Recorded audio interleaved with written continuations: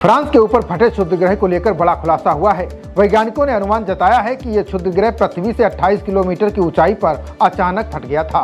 अगर यह क्षुद्र ग्रह बड़ा होता तो इसकी शॉक वेव से पृथ्वी को भारी नुकसान हो सकता था। इस नए शोध ने वैज्ञानिकों को डरा दिया है। उनके अनुसार ऐसे क्षुद्र ग्रह पृथ्वी को नष्ट कर सकते हैं। धरती के पास से एस्टेरॉयड के गुजरने की खबरें अक्सर आती रहती हैं। ये खबरें चिंता भी पैदा करती हैं। अब नए शोध में बताया गया है कि फ्रांस के आसमान में एक क्षुद्र ग्रह में भयंकर विस्फोट हुआ था। इसके बाद ये क्षुद्र ग्रह आग के गोले में बदल गया था। अब इस क्षुद्र ग्रह के अध्ययन में जुटे वैज्ञानिकों ने बड़ा खुलासा किया है। इसका नाम क्षुद्र ग्रह 2023 CX1 दिया गया है।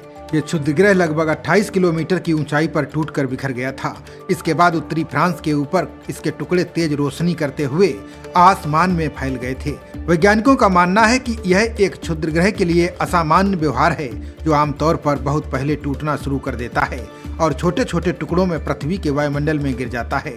इसके बजाय 2023 CX1 आखिरी क्षण तक एक साथ टिका रहा।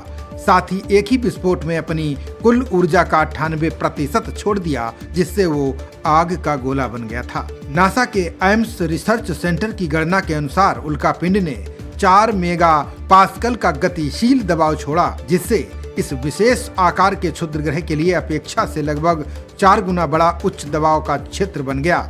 ये विशेष रूप से महत्वपूर्ण है क्योंकि इससे जमीनी स्तर पर क्षति का जोखिम बहुत बढ़ गया था। ये विस्फोट वायुमंडल में बहुत नीचे हुआ था। नेचर एस्ट्रोनॉमी में प्रकाशित इस अध्ययन में वैज्ञानिकों ने हमारे ग्रह की क्षुद्र ग्रह से सुरक्षा में एक नई कमजोरी का खुलासा किया है। ये सौभाग्य की बात रही कि क्षुद्र ग्रह CX1 ने पृथ्वी को कोई नुकसान नहीं पहुंचाया। वैज्ञानिकों का कहना है कि अगर इसका आकार बड़ा होता और वो देरी से विस्फोट करता तो उसका प्रभाव बहुत व्यापक हो सकता था।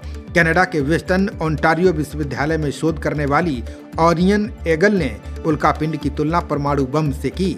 उन्होंने कहा कि अगर कोई बड़ा क्षुद्र ग्रह अपनी सारी ऊर्जा एक ही विस्फोट में छोड़ देता है तो हमारे वायुमंडल की सतह पर लगने वाला झटका विस्फोट रूप से शक्तिशाली होता। उन्होंने आगे कहा कि इस तरह का विखंडन ज्यादा खतरनाक है। अगर वो एक बड़ा क्षुद्र ग्रह होता तो धरती पर संकट आ सकता था। हमें धरती के एक बड़े क्षेत्र को खाली करना होता। दूसरी ओर फिनलैंड के वैज्ञानिकों ने भी नए रिसर्च में बड़ा दावा किया है।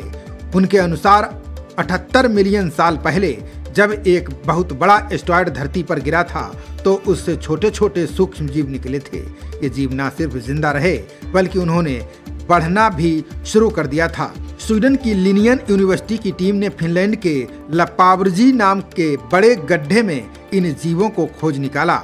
ये गड्ढा एक बहुत बड़े उल्कापिंड के गिरने से बना था।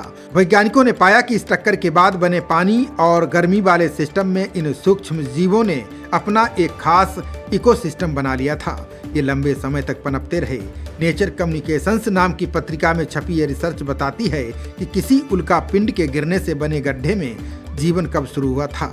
यह ऐसा पहला अध्ययन है जो साबित करता है कि कोई बड़ी तबाही आने के बाद भी उस माहौल में जीवन पनप सकता है, साथ ही खुद को वहां ढाल भी सकता है। खबरों का सिलसिला जारी रहेगा। देखते रहिए जनप्रवाद। नमस्कार।